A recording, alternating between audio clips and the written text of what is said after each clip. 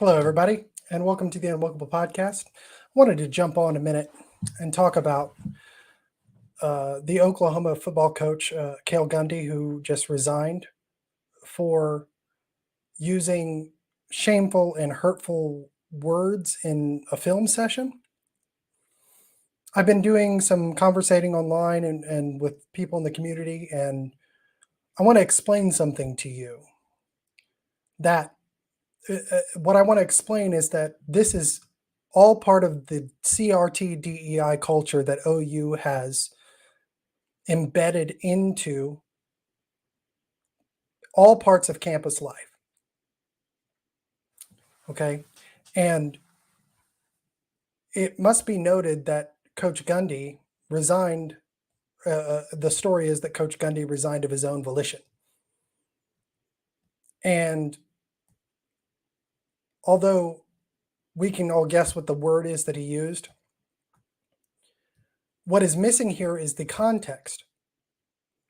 And what DEI culture, CRT DEI culture, embeds into the discourse on a campus will result in this kind of anti-contextual punishment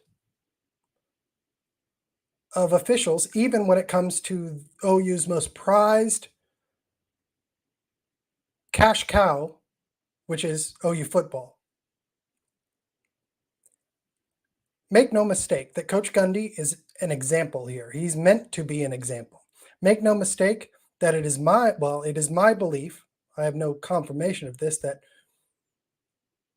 the OU administration down to OU President Haraz and the Board of Regents probably demanded his resignation and did so without at all taking into account the context of what happened. So I'm going to go through and read this just so we do get the context, at least how it's presented.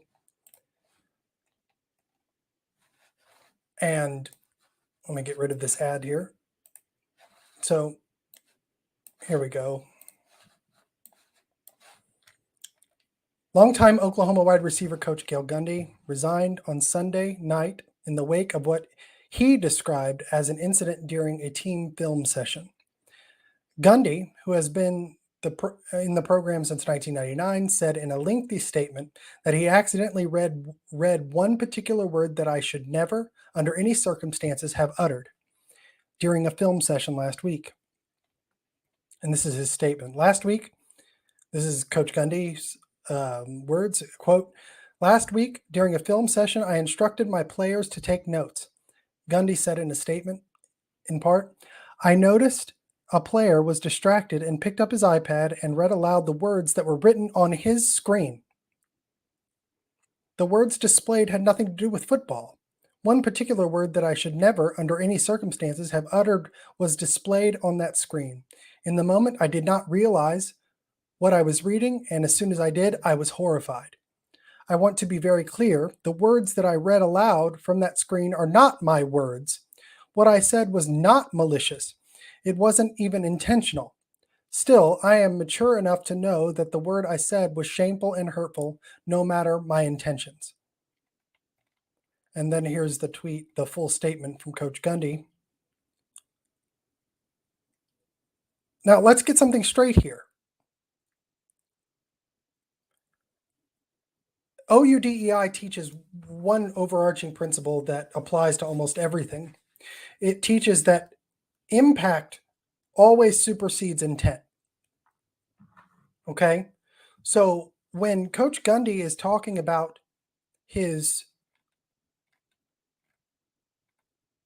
reading of the word that was written by the student and that he didn't fully take in what he was reading as he was reading it, this is a common tactic for teachers, right? Have you ever had a teacher walk in, or coaches, have you ever had a teacher walk in and you're passing notes and the teacher picks up the note and reads it aloud in an effort to say, hey, don't pass notes in my class, don't take notes that are not having to do with the subject, stay on task.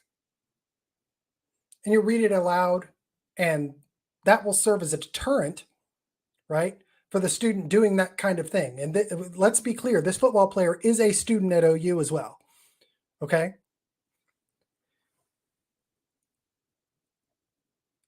Although it is clear that Coach Gundy's intent had nothing to do with the words written on the paper or on the iPad. The perceived impact of the word that was written by the student himself, because it came out of a mouth that didn't belong to the right color of person, is enough to force his resignation. And I'm just going to, that is my belief, that his resignation was forced. So, although he gives no indication of that in his statement, the fact that it was a week ago is circumstantial evidence to support my claim.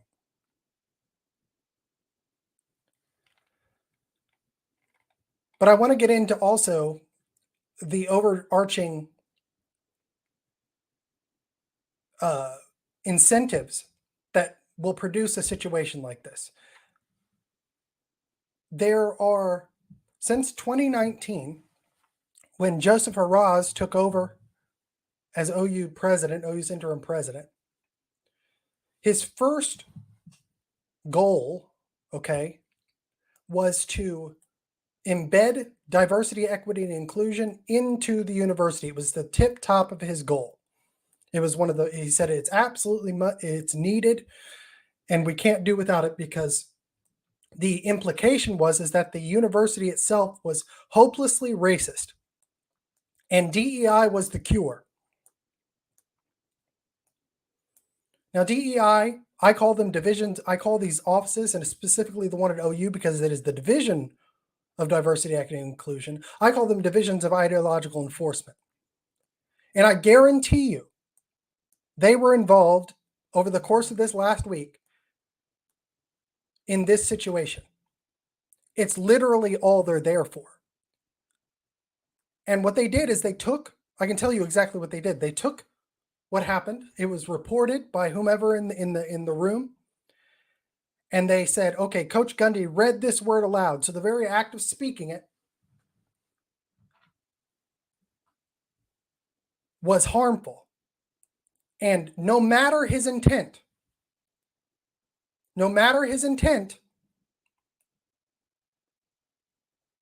it was so harmful that he should not be involved in this program.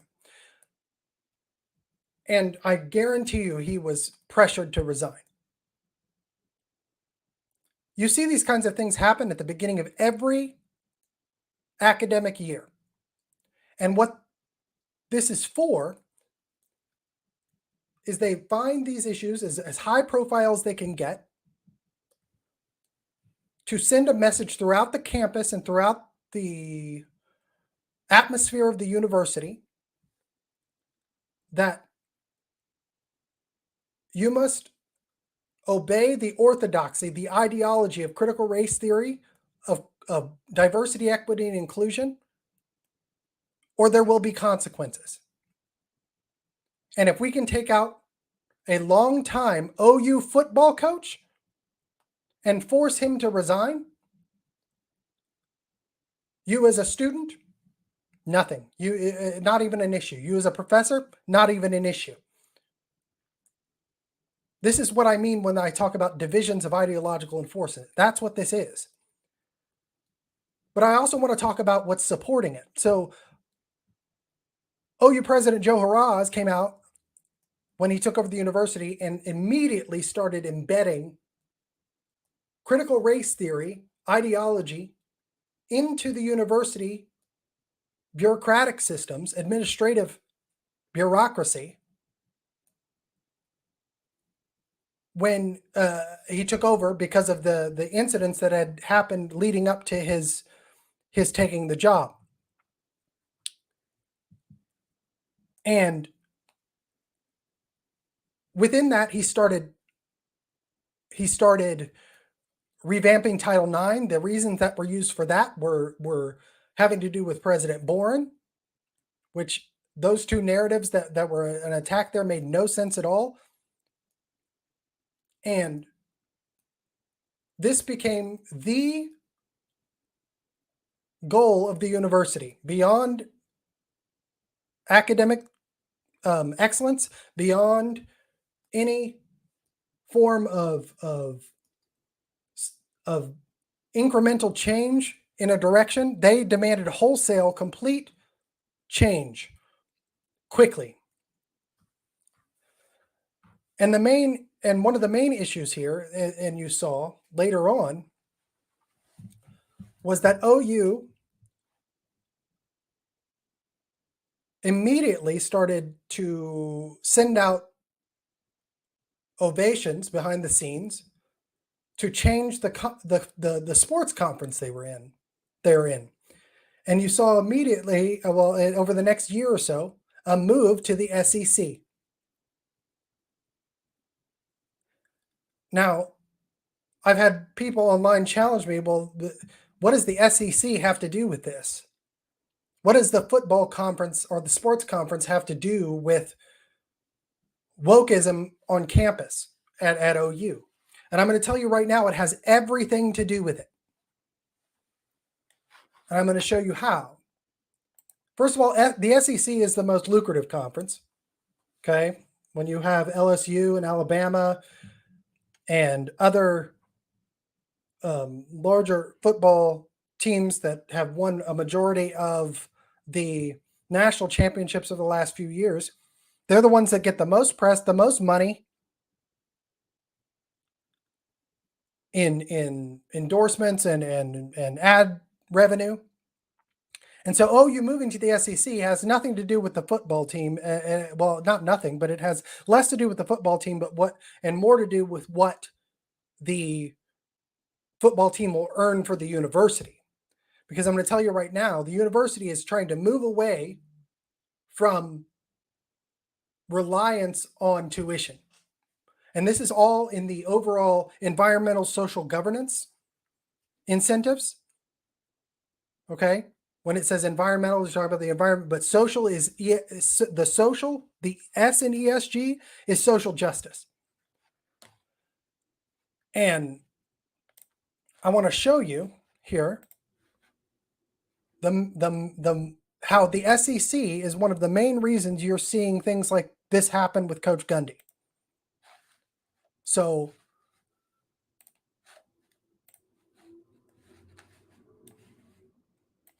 the SEC pursuing racial, social equality in college sports. Now, what you'll see is the interchangeable use of the word equality and equity. You see equality and justice, but if you look right down here, the SEC Council on Race and Equity and Social Justice in Response. Okay? And what you must understand is that when I bring up the word or the acronym ESG for environmental social governance, right? The S in that is social justice. And another word used to describe the ESG machine is stakeholders, right? Most often businesses have shareholders, right? They have people that are invested and demand a return. ESG has flipped that on its head and said stakeholders, and they usually do this in terms of social justice, explicitly in terms of identity. If Coach Gundy had been a Black American or a Black coach, and he read the word that shall not be named off of that iPad, right? If he read that,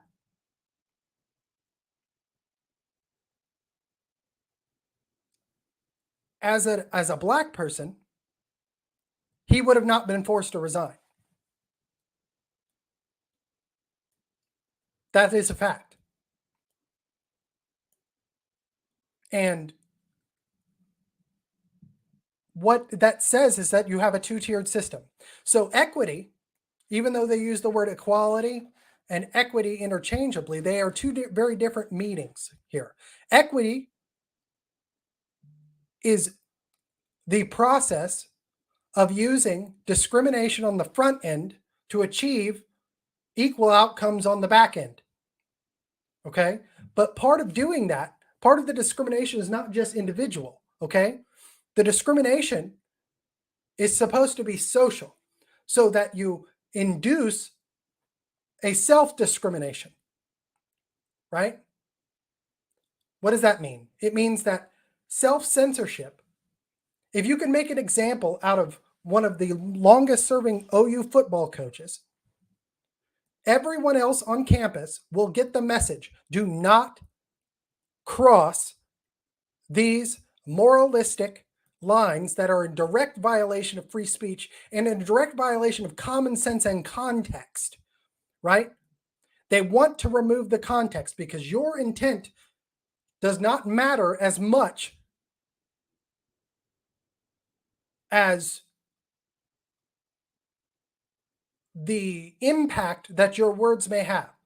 Now, I want to take that to an issue that is more known to people, okay? We have first degree, second degree, and third degree murder in some states, right? All levels of those murder are resulting in the death or usually the intentional death of an individual, at least in terms of first degree and second degree murder, right? Okay, so first degree murder is the difference between first degree murder and second degree murder is intent. First degree murder is you plan it, you have a mode of operation that you set up with the intent of causing the death of an individual. Second degree murder can be a crime of passion. It can be, somebody hurt your child, and in a fit of rage, you take that person's life, right?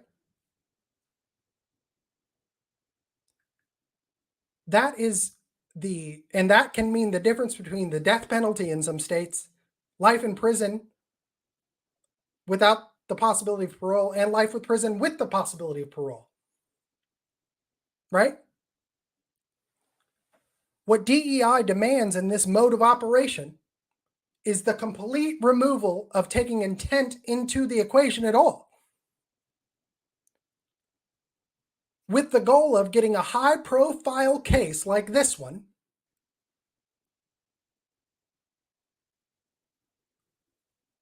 to force a atmospheric change on campus to say, you must abide, you must limit your free speech, you must limit in the classroom. See, this is going to have a direct effect on the classroom, right? If you limit what people can read aloud or say aloud within context of academic study, right? Say you're reading Huckleberry Finn, right? And you're discussing it, and you put a passage up of Huckleberry Finn on the screen, and it has one of the forbidden words in it. The impact of whatever student is in the class, they can claim offense and harm because now words are violence, right? Just seeing the word. They can claim that harm and get that teacher fired. We've seen it happen at OU.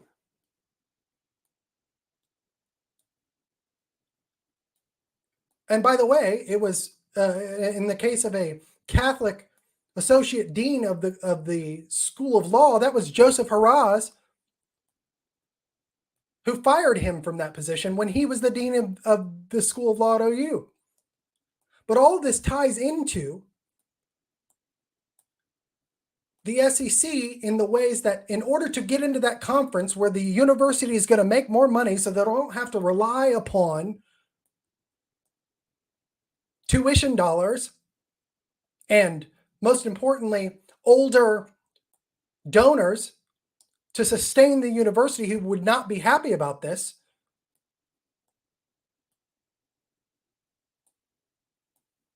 they need to be engaged and completely committed to DEI, CRT, social justice, equity in this practice.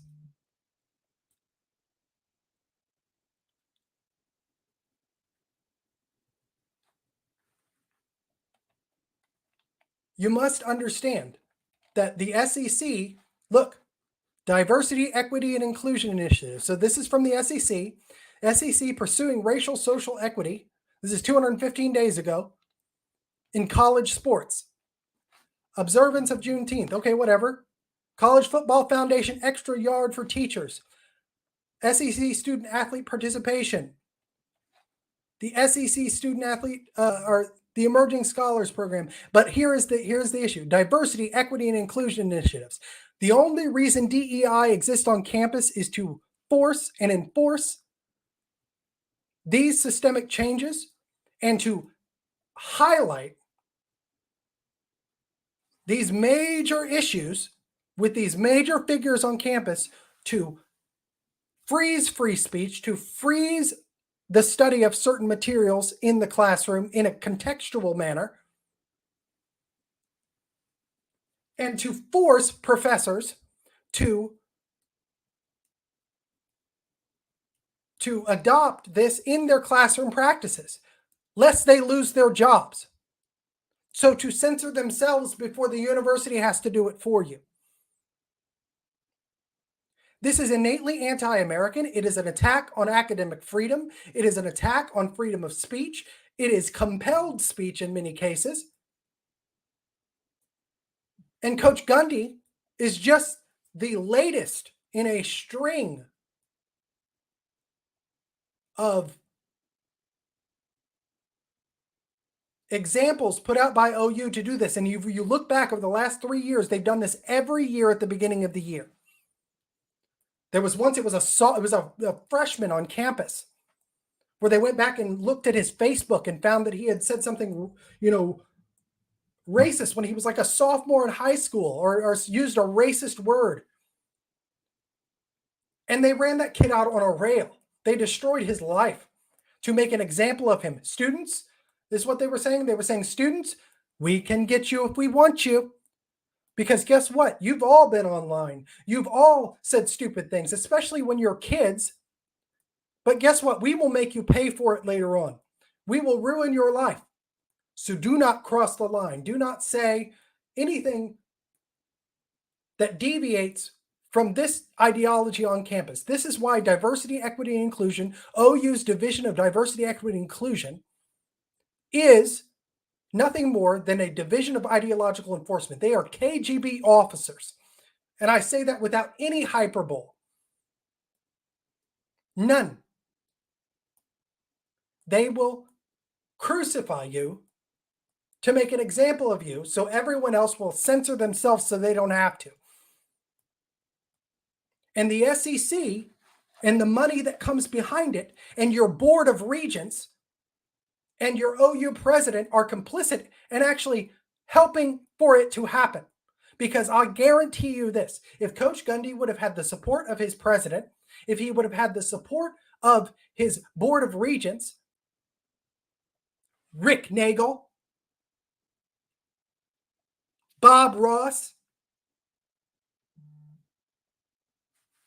there's one more, the chair of the OU Board of Regents, your former governor, Frank Keating, if he would have their support, he would still be coaching right now. If they would have dealt with this in a rational and contextual manner,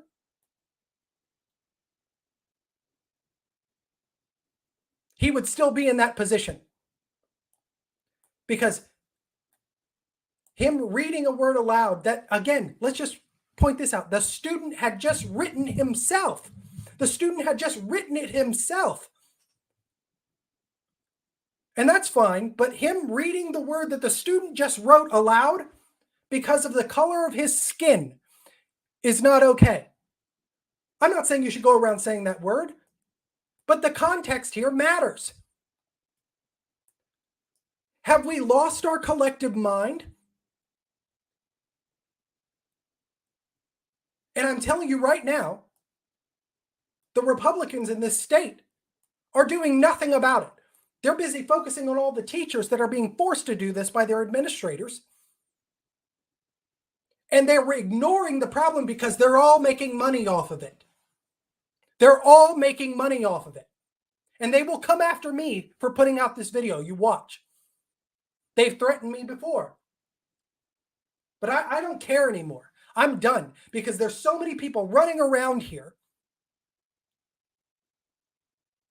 claiming they have a fix for the problem, and they're ignoring the root of the problem, which is the ESG-funded university system implanted there by Joseph Haraz and your OU Board of Regents. Nobody should go around saying racial epithets. But reading it off an iPad when a student had just wrote it. Are you kidding me? Yeah, I'm angry. Because this is the death of freedom of speech. This is the death of academic freedom. This is the death of your university. There's not a single person that shouldn't boycott OU football over this. Because every ticket sale, every single ticket sale is supporting this ideology now. And anybody they disagree with, they will find a way to remove you.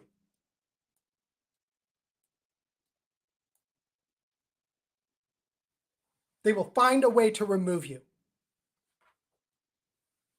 This is a travesty. This is and again, I'm not defending the use of the word. So all the DEI, woke, whomever, or even the people on the right who just will defend OU football no matter what because of the money in it.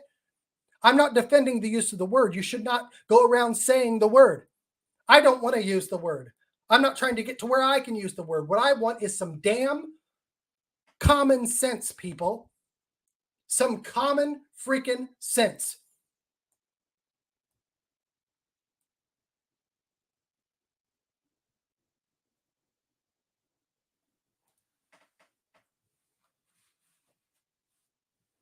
And the SEC is a prime driver of this. You saw the University of Missouri do the same thing in 2015. They had their critical turn in 2015, 2016, moving out of Michael Brown. And what happened in Missouri?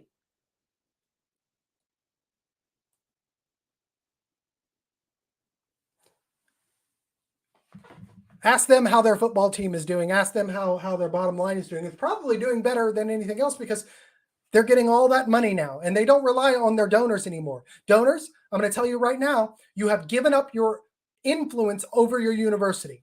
The university you grew up in, you've given it up. And these are the people that are educating your students in the K through 12 classroom. It all starts there. You get the administration that implants DEI. DEI is taken up by the College of Education. The College of Education demands that this is infused, embedded into everything that is taught. And all of those teachers go out into all of your K through 12 schools, public and private alike. Public and private alike. And embed this in everything they do. It's not a curriculum issue. It's not a materials issue. Those are just the manifestation. Going after just those things is like treating the symptoms to your cancer, but not treating the cancer. It will kill you eventually.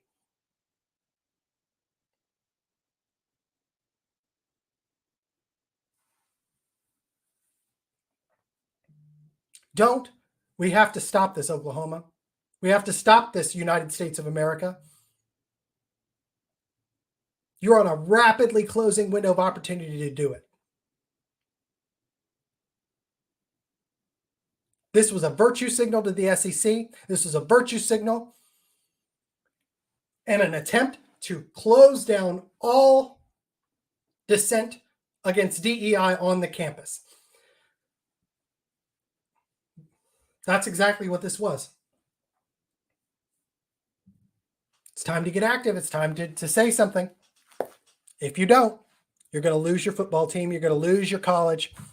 And OU will not be what you know it to be. And I'm not talking about OU was not a racist institution. I was there in 2011, 2012. I was there from 2017 until just recently. It was not a racist institution. It's not a racist institution. It's becoming a racist institution because it demands racial and identity discrimination on the front end against people who don't agree with the ideology.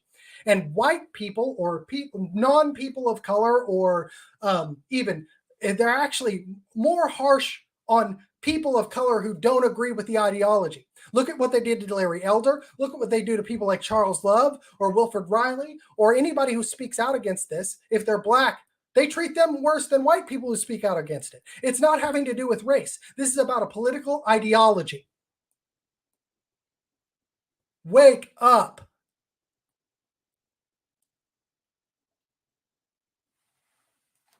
Wake up. They demand discrimination on the front end to make the institution ideologically pure so they can use their S in their ESG to make money off of you through the SEC and a myriad of other things. And anyone, and I repeat, anyone who says that this problem can be fixed without going after OU and OSU and all the other woke colleges is feeding you a line of BS. BS. Got to do something about it, Oklahoma. Got to do something about it, America. They're using racism to try to defeat racism. Why? Because they've redefined the words. They're using racial discrimination in the old sense, racism, having active discrimination against people in public areas, against speech and all of those kinds of things, to end racism as Ibram Kendi defines it, which is unequal outcomes between identity groups, politically determined identity groups.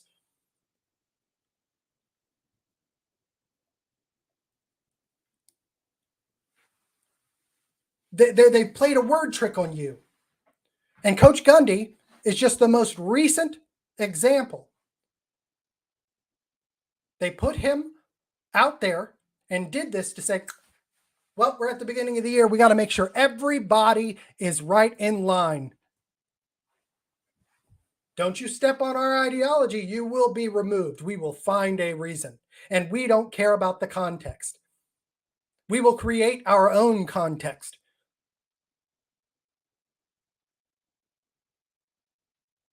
Joseph Haraz, Bob Ross, Frank Keating, Rick Nagel. I can go on. Governor Stitt.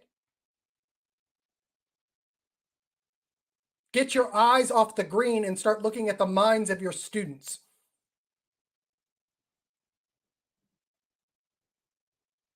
Unless, what's your goal here? What is it? To teach kids how to think or to teach kids what to think? To teach your teachers to embed critical race theory into your K through 12 schools, public and private alike, public and school choice alike? Or is it to teach them how to think so that they don't succumb to empathy manipulation and to thought manipulation? Do you want to control them or do you want to give them the ability to control themselves? Seems to me like it's the former, not the latter. Put your freaking actions where your mouth is.